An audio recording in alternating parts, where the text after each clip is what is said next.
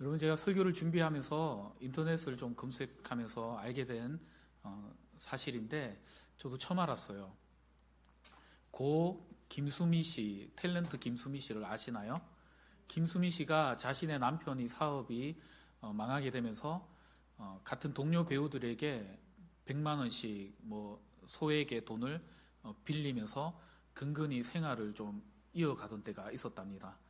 그런데 그 사실을 알게 된 김혜자 씨가 그 김수미 씨에게 가서 너 몇백만 원씩 그렇게 추잡스럽게 빌리지 말고 안아, 그러면서, 물론 그분은 경상도 분이 아니니까 표준말을 썼겠지만 자기 통장을 던지면서 여기서 너가 필요한 만큼 찾아서 쓰고 빚이 있으면 다 갚아. 그리고 그 돈은 안 갚아도 돼. 나중에 여유가 있으면 주든지. 어차피 그 돈은 내가 김수미 씨가 아프리카에 봉사를 많이 가잖아요. 어차피 내가 다음 주에 아프리카 갈 때 쓰려고 모아둔 돈인데 나 그거 어차피 필요 없어. 너 다 써. 그랬던 일화가 있더라고요. 그러면서 김수미 씨가 2014년도인가 그 크리스찬 투데이라는 그 신문에 기고한 어떤 칼럼의 글인데 자기가 그 김혜자 씨에게 그렇게 얘기해요. 언니가 만약에 아프리카 가서 거기에 포로가 되어서 붙잡혀 있으면 내가 포로 막교환을 해서라도 내가 언니를 구해낼게. 그 사랑을 깊이 경험한 김수미 씨가 자기도 그 사랑을 베풀며 살아야겠다는 그러한 마음을 갖게 된 계기가 되었다고 그래요. 그래서 나중에 이야기로는 김수미 씨가 그 빚을 또 다 갚았다는 그런 일화의 이야기입니다. 근데 여러분은 누군가를 그렇게 뜨겁게 사랑해 보신 적이 있으십니까? 지금 혹시 누군가를 뜨겁게 사랑하고 있나요? 제가 자꾸 남의 교회 성도 이야기한다고 또 시기하지 마시고, 우리 목사님은 맨날 남의 집 사람 얘기한다고 그래 얘기하지 마시고, 우리 박준규 장로님 보면서 느끼는 게 참 손자를 참 사랑하는구나, 이런 마음이 많이 들어요. 저도 아직 딸들이 시집을 안 가가지고 잘 모르겠는데, 저희 딸들이 나중에 빨리 전화 끄세요. 저희 딸들이 나중에 손주를 낳으면 저도 저렇게 사랑할 수 있을까, 이런 마음이 드는데 사랑할 수 있을 것 같아요. 왜냐하면 우리 교회 할아버지 할머니들만 봐도 아들 사랑하는 것보다 손주들 사랑하는 게 더 이렇게 크다는 게 느껴지기 때문이죠. 근데 이 얘기를 왜 했냐면, 오늘 우리가 읽었던 4장 12절에서 20절, 이 갈라디아 교회 성도들의 모습이 처음에 바울을 만났을 때 마치 그와 같았기 때문이에요. 자신의 눈알이라도 빼서 바울에게 주고 싶을 정도로 뜨겁게 바울을 사랑했던 사람들이 갈라디아 교회 성도들이었다는 거예요. 처음에 갈라디아 교회에 바울이 왔을 때 바울의 모습은 어땠냐면, 어떠한 병인지 모르겠지만 육체적인 연약함이 바울에게 있었어요. 그리고 그 육체적인 연약함뿐 아니라 오랜 선교 여행을 다니다 보니까, 여러분, 집 떠나서 아무리 좋은 곳에 지내더라도 행색이 초라할 수밖에 없죠. 우리 박 장로님이 초라하다는 거 아닙니다. 집 떠나서 우리가 여행을 가보면 여행 말미쯤 되면은 아무리 그곳이 좋아도요, 어떤 마음이 드세요? 아이고, 빨리 집에 가고 싶다, 이런 마음 안 드세요? 저는 그렇더라고요. 저는 사실은 이 고양시에 와서 살다가 또 파주시에서 이렇게 살면서 어떤 마음이 계속 남아있었냐면, 고향으로 가고 싶다, 이런 마음이 있었어요. 제가 우스갯소리로 얘기했잖아요. 제가 부산에서도 살고 울산에서도 살 때 계속 제 마음속에 어떤 마음이 있었냐면, 고향에 가고 싶다. 그래서 계속 그런 기도도 솔직히 한 적도 있어요. 고향으로 가게 해주세요, 고향으로. 그래서 제가 우스갯소리로 얘기했잖아요. 기도할 때 발음 잘하라고. 고향으로 가게 해주세요 했더니 고양시로 보내시더라고요. 그래서 이제 파주까지 살게 되는데, 처음에는요, 왜 그렇게 그 대구라는 곳에서 저를 뭐 명예 대구 시민 뭐 이런 것도 준 것도 없고, 저보고 대구의 아들이라면서 저를 막 반겨주지도 않는데 왜 그렇게 가고 싶던지요. 예. 근데 지금은요, 별로 안 가고 싶어요. 그냥 여러분들 귀에 듣기 좋으라 하는 말이 아니라, 지금은요, 부모님 집에 이렇게 가 있다가도 하루 자고 가자 아내가 그러면 제가 뭐라 그러냐면, 빨리 가자, 올라가자. 왜냐하면 이제 와서 할 일도 있기도 있는데 집이 편하더라고요. 그게 이제 원래 인간의 마음이잖아요. 근데 바울이 이 선교 여행을 떠나서 오랜 시간을 돌아다니다 보니까 행색이 초라할 수밖에 없는 거죠. 그리고 이 당시에 고대 근동은 어떤 육체의 질병을 갖고 있으면 사람들이 어떻게 얘기하냐면, 저 사람은 신에게로부터 저주를 받았다라고 생각하는 거예요.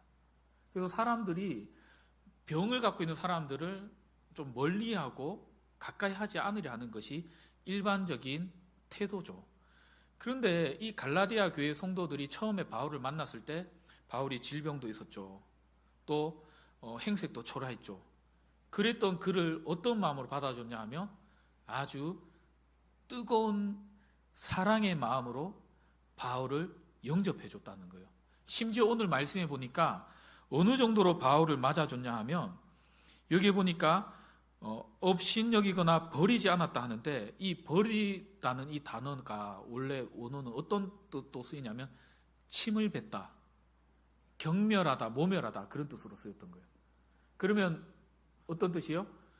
바울을 맞이할 때, 아이 뭐야 저 병들었잖아, 퇴 저리 꺼져, 이런 의미가 아니라 바울을 따뜻하게 품어주고 맞아주고 그를 교회의 지도자로서 인정해주고 세워줬다는 거예요.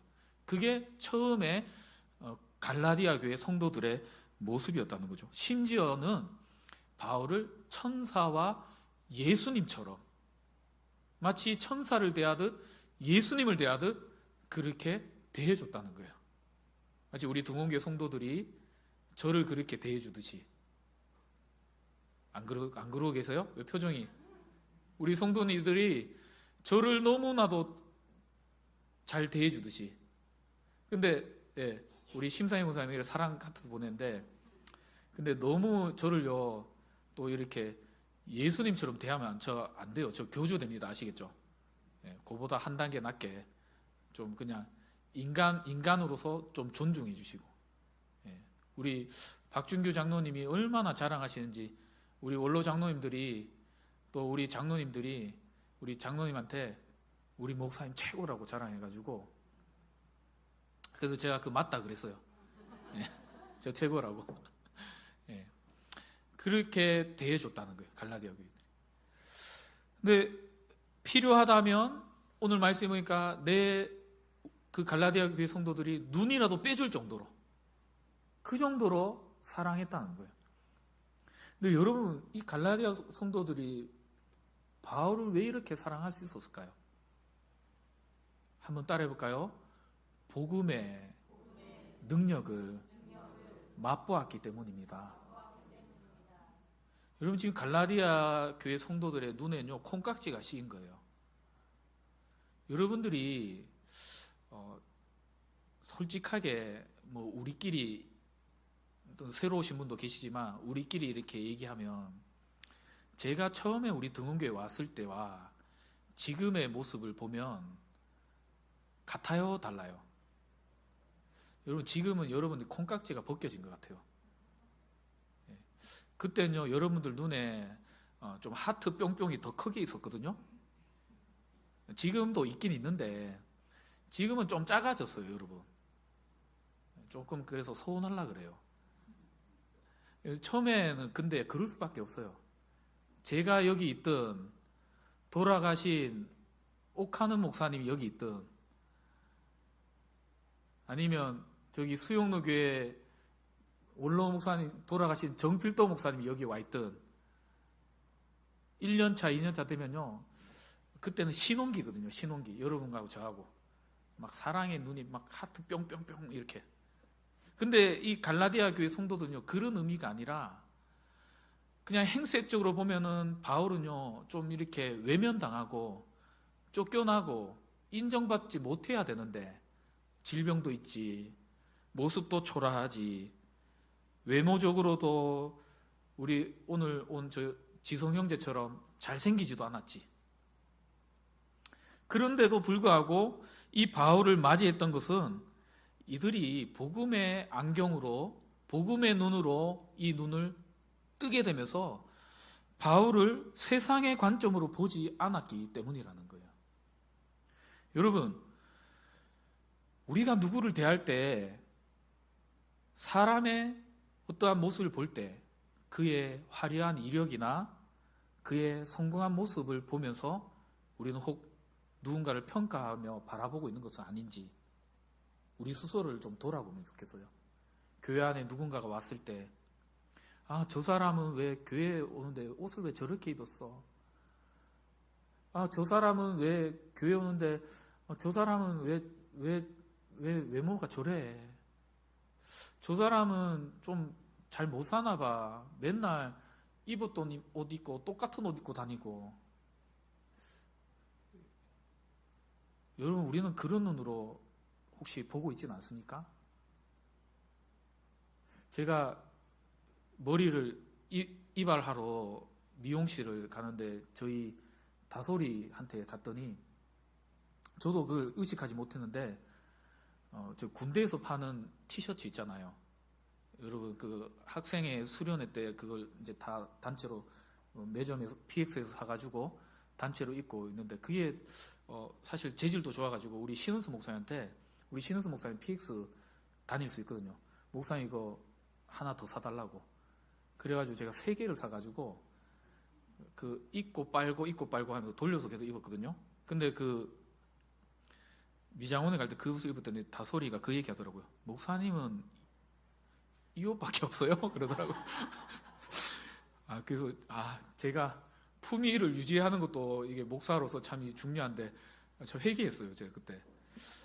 예. 그러니까 우리는 인간이다 보니까 무슨 얘기하고 싶냐 하면 이제 인간이다 보니까 눈에 보이는 것으로 사람을 자꾸 많이 판단하죠.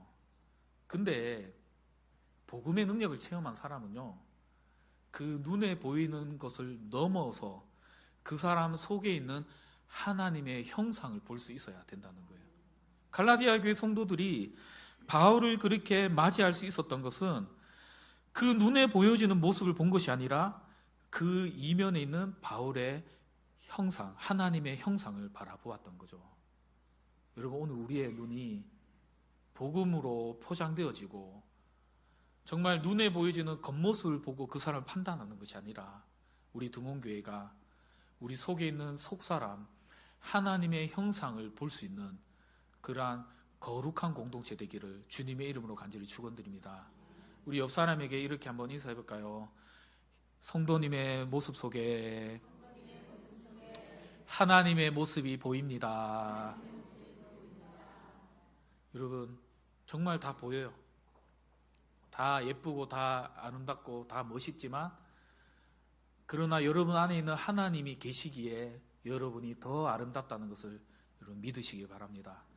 그런데 그랬던 관계가요, 좀 냉소적으로 바뀌어지게 되었다는 거예요. 바울이 복음을 전하고 바울은 순회 선교를 했기 때문에 한 교회를 개척하고 그 교회에서 계속 평생도록 목회했던 것이 아니라 바울은 또 다른 곳에 가서 그 교회를 세우고 또 다른 교회에 가서 교회를 세우는 그런 순회 선교의 사역을 했기 때문에 갈라디아 지역을 떠나서 다른 곳에 가 있었을 때 바울에게 지금 좋지 않은 소식이 들렸던 거예요. 그래서 오늘 20절에 보니까 그런 의혹이 있더라 이렇게 얘기하잖아요. 어떤 의혹이 있었냐면 우리가 잘 알듯이 거짓 교사가 이 교회에 들어왔던 거예요. 그리고 이 거짓 교사가 바울을 향한 이 성도들의 정말 끊임없는 신뢰와 그 사랑을 바라보면서 이들을 좀 자기네께로 마음을 좀 돌이키려면 바울을 까야겠구나. 요즘 말로 바울을 좀 모함해야 되겠구나. 바울이 틀렸다고 얘기해야 되겠구나. 이렇게 이제 생각한 거예요. 그리고는 바울이 전한 복음은 틀렸다라고 얘기하는 거예요. 바울이 전한 복음은 뭐죠? 오직 예수님이면 충분합니다. 예수님이면 충분합니다. 여러분, 예수님이면 충분하세요? 여러분, 세상에서 우리가 좀 어려운 일을 당해도, 좀 장사가 잘 안 돼도, 경제적으로 좀 어려워도 예수님이면 충분하십니까? 그게 복음이에요. 예수님이면 충분하다 했을 때, 그걸 붙들 때 주님이 그 마음을 달아보신 이후에 모든 것들도 다시금 채워주시는 것이 하나님의 셈법입니다, 여러분. 그런데 거짓 교사들은요, 뭐라 얘기냐면, 아니야, 예수님만으로 충분하지 않고 그 예수님 플러스 다른 것이 반드시 필요해 라고 이야기하기 시작했던 거예요. 근데 처음에는 이 말을 안 듣는데 이들이 뭘 얘기하기 시작하냐면, 바울은 사도도 아니고 바울이 얘기하는 것은 틀린 얘기고 우리가 얘기하는 건 참말이야, 그러면서 그들이 아주 열정적으로 거짓 교사들이 갈라디아 교회에서 가르치기 시작했다는 거예요. 여러분, 이 성도들이 바울에 향한 사랑의 마음을 식어버리고 바울을 향한 냉소적인 마음을 품었던 것은 이 거짓 교사들의 이간질 때문이었어요. 이간하다는 것은, 이간이라는 이 뜻은 어떤 거냐면 떼어내다라는 뜻이거든요. 다시 얘기하면 바울로부터 그 마음을 돌이키게 하려 했다는 것이죠. 오늘날도 거짓 교사들은 있을까요, 없을까요? 오늘날도 이단이 있습니다. 여러분, 이번 주 중에 우체통에 책 한 권이 이렇게 딱 꽂혀 있더라고요. 보통 이제 어떤 목사님들이 자기가 설교한 설교집을 쫙 모아가지고 그냥 그 인쇄를 쫙 한 다음에 우편물에 넣은 다음에 막 교회마다 다 보내요. 그리고는 자기가 보낸 교회 체크도 한 다음에 교회마다 전화해가지고 책 받으셨죠? 돈 보내주세요. 이렇게 하는 목사님도 있어요.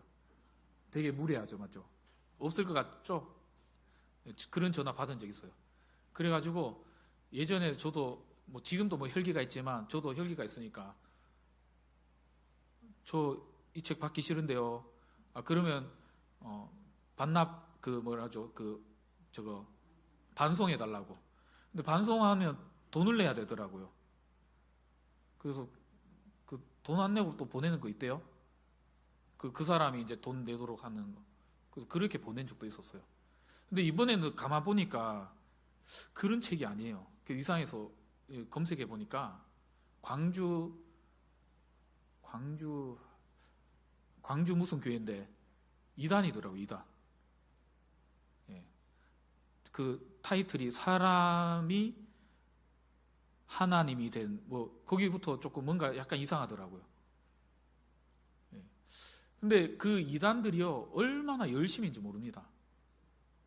여러분, 그 책을 출판하는 것이 돈을 아무리 안 들인다 해도 몇백만 원이 들 거 아니에요. 그래가지고 교회마다 보내는 거 보세요. 얼마나 열심히 해요. 이단들 전도하는 거 한번 보세요. 그들의 열심이 솔직하게 여러분들 죄송하지만 우리 등원교 성도님들 열심보다 더 있는 것 같아요. 근데요, 그 열심이 있다고 해서 무조건 그게 좋은 거예요? 오늘 이 거짓 교사들이 갈라디아 교인들의 성도들의 마음을 돌이키기 위해서 얼마나 열심을 냈는지 몰라요. 그런데요, 그 잘못된 열심은요, 안 하는 만 못하다. 한번 따라해볼까요?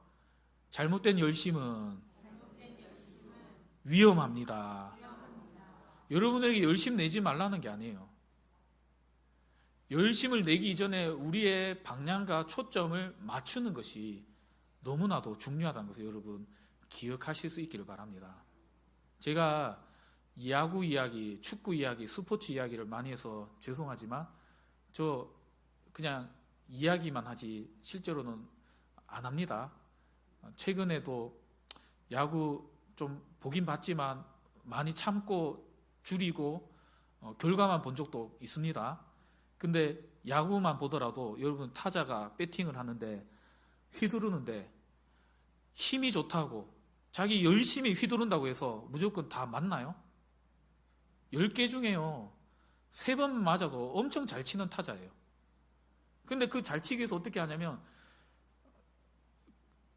잘 치기 위해서는 힘도 중요하고 배트 스피드도 중요하지만 그 공을 보는 선구학, 그리고 그 공의 빠따를 맞추는 그 컨택력, 그게 중요한 거예요. 우리의 신앙에도 뭔가 열심히 하는 거 이전에 하나님께 나의 초점을 맞춰야 돼요. 우리 대표팀 축구팀이 제가 볼 때 아마 32강 못 올라갈 것 같은데, 공을 찰 때도 슛을 넣어야 되는데 열심히 발을 휘두른다고 해서 무조건 들어가나요? 눈을 감고 찬다고 해서 들어가나요? 눈을 뜨고 어디로 차야 될지, 골키퍼가 왼쪽에 치우쳐 있구나, 그럼 오른쪽으로 차야지. 물론 막상 경기를 해보면 생각만큼 안 됩니다만은, 그러면서 공을 잘 보고 초점을 맞춰서 딱 차야지 공이 들어가잖아요. 우리 신앙이 그렇다는 거예요. 제가 예전에 설교 때 했던 이야기가 있는데요. 제가 울산에 있을 때 우리 그 조은 목사님, 울산 대형교 조은 목사님 설교 때 그런 예화를 듣고 제가 늘 설교할 때마다 이 예화를 듣어요. 교회 안에는 네 부류의 사람이 있습니다. 첫 번째는 멍부예요. 멍부. 어떤 사람이죠? 멍청한데 부지런한 사람. 또 이 설교 듣고 목사님 오늘 나보고 멍청하다 했다. 그게 아니라 저도 다 포함되는 거예요. 저도 어느 순간 보면 저도 멍청한 부지런한 사람이 되어 있는 거죠. 멍부는 어떤 사람이죠? 오늘 갈라디아 교회 거짓 교사들과 같은 모습의 사람들인 거죠. 열심은 있어요. 그런데 그 방향이 틀린 사람들이죠. 그 사람들은요, 얼마나 열심인지 모릅니다. 그러나 그 열심의 방향이 어디로 가 있냐면 자기예요. 자기의, 자기를 드러내는 거. 뭔가 부지런하고 뭔가 바쁘게 살아가지만, 그러나 그 초점이 하나님의 영광이 아니고 하나님을 드러내는 것이 아니라는 것을 우리는 아셔야 돼요. 여러분, 멍부처럼 살지 마시기 바랍니다. 여러분, 멍게가 있습니다. 멍청한데 게으른 사람. 여러분, 이 사람은 어떤 사람이죠? 이 사람은 앞전 멍부보다는 나아요, 차라리. 왜냐하면 이 사람은 문제는 안 일으키거든요. 아무것도 하지 않으니까. 차라리 멍부가 될 바에는 여러분 멍게가 되세요. 또 목사님 저 이상한 소리 한다 이렇게 생각하지 마시고 차라리. 근데 세 번째 부류는요, 똑개가 있어요. 이 사람이 제일 문제예요. 이 사람은 똑똑한데 게으른 사람이에요.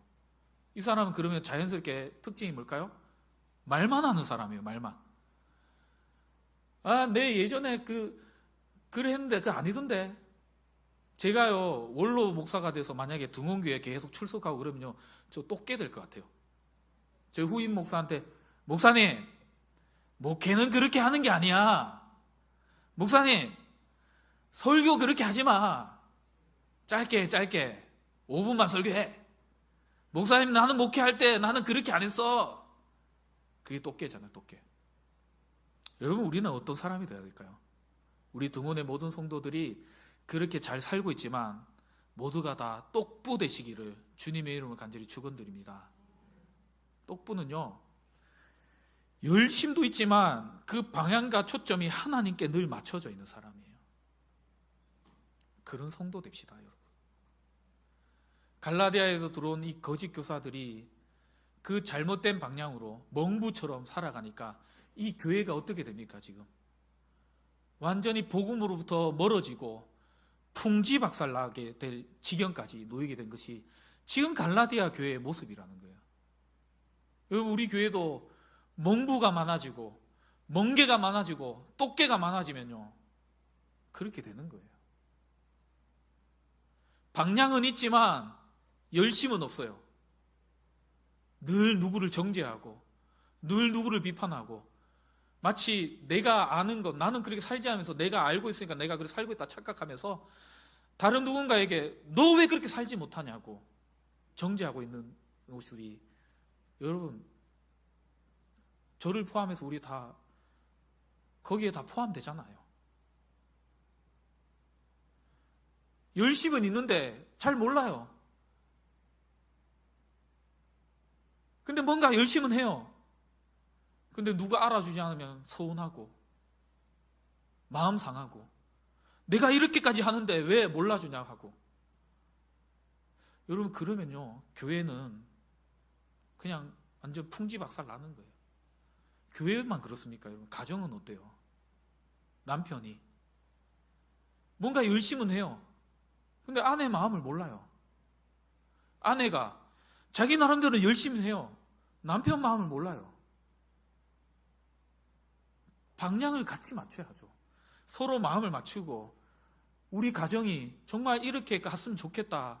서로 호흡을 하면서 사랑하면서 가는 그러한 가정 되시기를 주님의 이름으로 간절히 축원드립니다. 목소리가 좀 컸죠? 여러분, 이런 성도들 향해서 결론적으로 오늘 바울이요 어떻게 한 줄 아세요?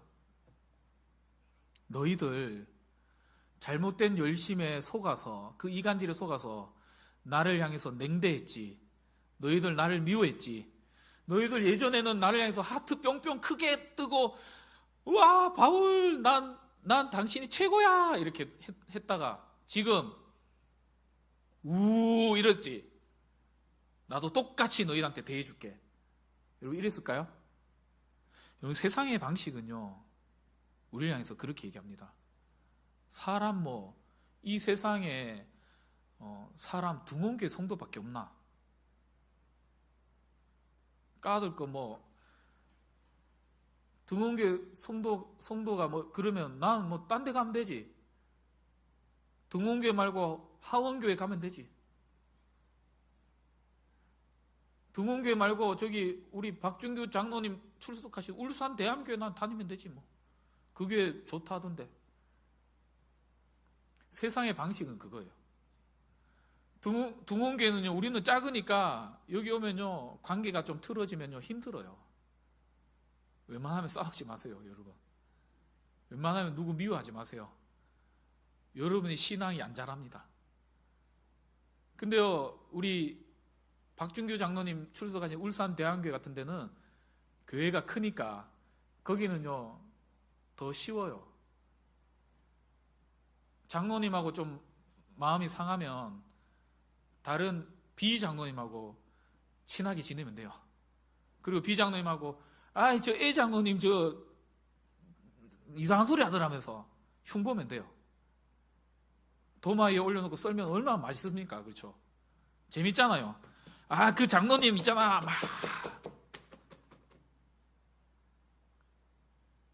여러분, 절대 남 앞에서 남 흉보지 마세요. 그 속담이 그냥 나온 말 아니란 거 여러분 제가 저번에도 얘기해 줬잖아요. 우리 교회 성도님 중에 실제로 있었던 일입니다. 최근에. 근데 그분이 다행히 수학의 놈으로 나쁜 말을 안 했어요. 저하고 통화하고 전화를 끊었거든요. 근데 전화를 끊고 난 뒤에 다시 전화가 걸려왔어요. 또 집에 가서 막 확인하지 마세요. 너 나였나 이렇게.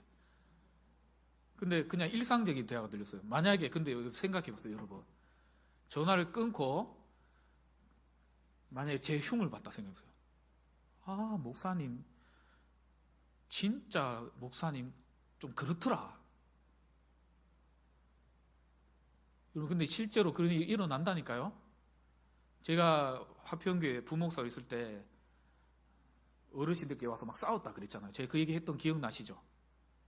막 싸웠는데 막 죽이니 살리니 그러면서 막 싸웠어요. 얘기를 들어보니까 통화하고요 전화 끊었는데 여러분 말하려면 꼭 다음에 꼭 전화 끊어졌는지 확인하고 얘기하세요. 전화 끊었는지. 아시겠죠? 그리고 전화하면 상대편이 스피커폰 켜놓고 통화하는 것 같으면은 다음에 통화해요 하고 끊으세요. 왜냐하면 옆에 다른 사람 듣잖아요. 그렇죠? 근데 어떤 일이 일어났냐면 전화를 끊는다고 그 사람이 끊었는데 그 사람이 그 상대편한테 멍청하니 어쩌니 바보 같으니 심한 욕을 한 거예요. 욕은 할 수 있죠. 누구 흉볼 수 있죠. 근데 그게 그 사람이 들었어요. 그 전화 끊고 와가지고 주일날 와가지고 그 암흑의 집사하고 막 싸운 거예요. 주먹 다지면 아니더라도. 여러분이 하는 얘기가요, 있잖아, 비밀인데, 저기 박준규 장로님 비밀인데요, 저기 김정규 목사님 엄청 멋있답니다. 예를 들면 이런 얘기는 해도 되는데, 저기 비밀인데 저기 암흑에 저기 그렇대요. 여러분 그러면요, 그 반드시 그 사람한테 다 들어가요. 내가 들었는데 누가 네 흉보던데? 비밀 없습니다. 절대. 너무 속상하면요, 여러분 저기 대나무 밭에 가서 목사님 못생겼어 이렇게 얘기하세요. 아시겠죠? 너무 흉보고 싶으면 저기 오사님 기도원에 가가지고 하나님 그렇게 얘기하면 다 들리니까 방언으로 기도하시고.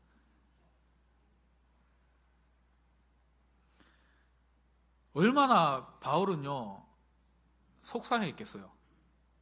근데 바울이 지금 뭐라고 얘기하냐면, 나의 자녀들아, 마치 아비가 아들을 대하듯이 그렇게 얘기하고 있어요. 19절에서 20절을 보면. 그리고 난 뒤에 바울이에요, 아주 멋진 말을 해요. 너희가 복음이 변질되어지고 거짓 교사들로 인해서 다시 너희들의 마음이 흐트러졌는 것을 내가 보니까 너희 속에 그리스도의 형상을 이루기까지 다시 너희를 위하여 해산하는 수고를 하겠다라는 거예요. 너희들이 나를 냉대했지만, 너희들 나를 비난했지만, 너희들 나를 외면했지만, 너희들이 나를 욕했지만, 모욕했지만, 그러나 나는 너희들을 위해서 처음에 복음을 전했듯이 다시 너희들에게 복음의 수고를 하겠다, 해산의 수고를 하겠다라고 말하는 것이죠.